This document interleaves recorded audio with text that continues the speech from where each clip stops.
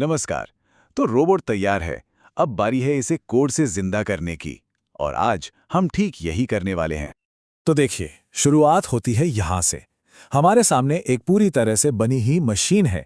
दिखने में तो ये शानदार है, पर अभी अभी ये सिर्फ धातु और तारों का एक बेजान ढांचा है। तो फिर सवाल यही उठता है कि इसमें जान कैसे डाली जाए। मतलब हार्डवेयर तो रेडी है, पर इसे चलाएं कैसे? चलिए इसी सफर पर आगे बढ़ते हैं। तो हमारा पहला कदम है हार्डवेयर को एक्शन में लाना। हमारा मकसद सिंपल, कि इसके लेफ्ट और राइट दोनों मोटर्स को एक साथ काम करने के लिए प्रोग्राम करें, ताकि रोबोट पर हमारा पूरा कंट्रोल हो। अब ये सुनने में शायद थोड़ा मुश्किल लगे, पर यकीन मानिए ये बहुत सीधा साधा है। देखिए, किसी भी मोटर को कंट्रोल करने के लिए हमें उसे बस दो चीजें बतानी होती हैं। एक तो किस दिशा में घूमना है, और दूसरा कितनी तेजी से। तो सवाल है, ये सब होता कैसे है? इसके लिए हम L298N मोटर ड्राइवर का इस्तेमाल करते हैं।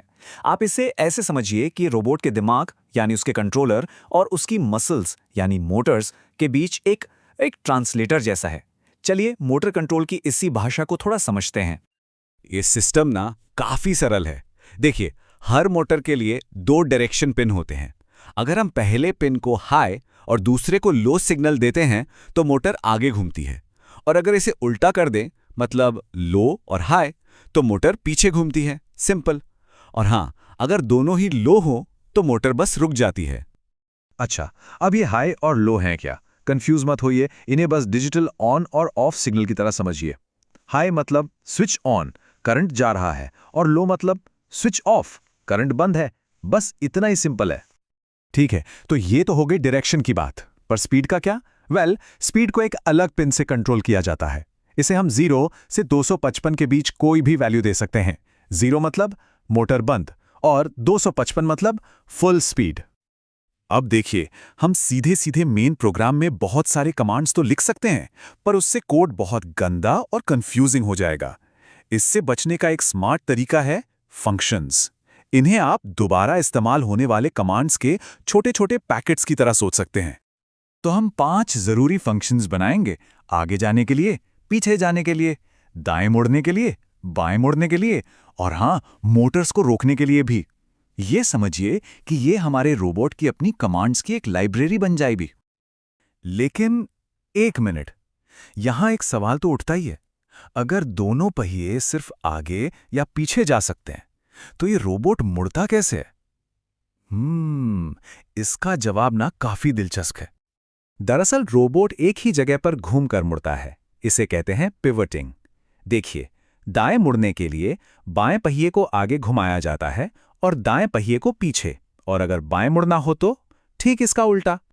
तो अब हमारे मूवमेंट के फंक्शंस तैयार हैं। अब वक्त है इन सब को एक साथ इस्तेमाल करने का। हम क्या करेंगे कि इन्हें एक खास ऑर्डर में कॉल करेंगे और अपने रोबोट से एक छोटा सा प्री प्रोग्राम किया हुआ डांस करवाएंगे।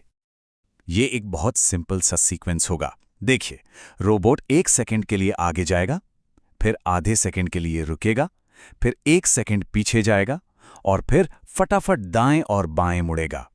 यहीं पर इन फंक्शंस की असली पावर दिखेगी। ओके, अब आता है सबसे जरूरी और एक्साइटिंग हिस्सा, पहला लाइव टेस्ट। और हां, यहां पर हमें थोड़ी सावधानी बरतनी होगी, क्योंकि ये पहली बार होगा जब हमारा रोबोट अपने आप चलेगा। तो सेफ्टी सबसे पहले। तो सेफ टेस्टिंग के लिए 4 जरूरी नियम हैं। नंबर 1, रोबोट को किसी चीज पर ऊपर रख दें ताकि पहिए जमीन को ना छुएं। नंबर 2, कंफर्म करें कि जब हम आगे का कमांड दें तो दोनों पहिए सही दिशा में ही घूमें। नंबर 3, जमीन पर टेस्ट के लिए एक बड़ी खाली जगह चुनें। और 4, सबसे जरूरी, पावर सप्लाई को तुरंत बंद करने के लिए हमेशा तैयार रहें। और हां, अगर कोई पहिया गलत दिशा में घूमता दिखे तो घबराने की बिल्कुल जरूरत नहीं है। ये एक बहुत ही कॉमन प्रॉब्लम है।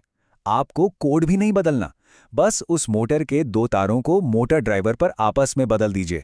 बस प्रॉब्लम सॉल्व।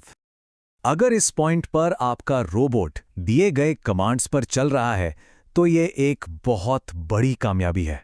सच में, ये अब सिर्फ पुर्जों का ढेर नहीं है। ये एक ऐसी मशीन है जिसे आप कमांड दे सकते हैं। तो चलिए एक बार जल्दी से देखते हैं कि हमने क्या क्या सीखा।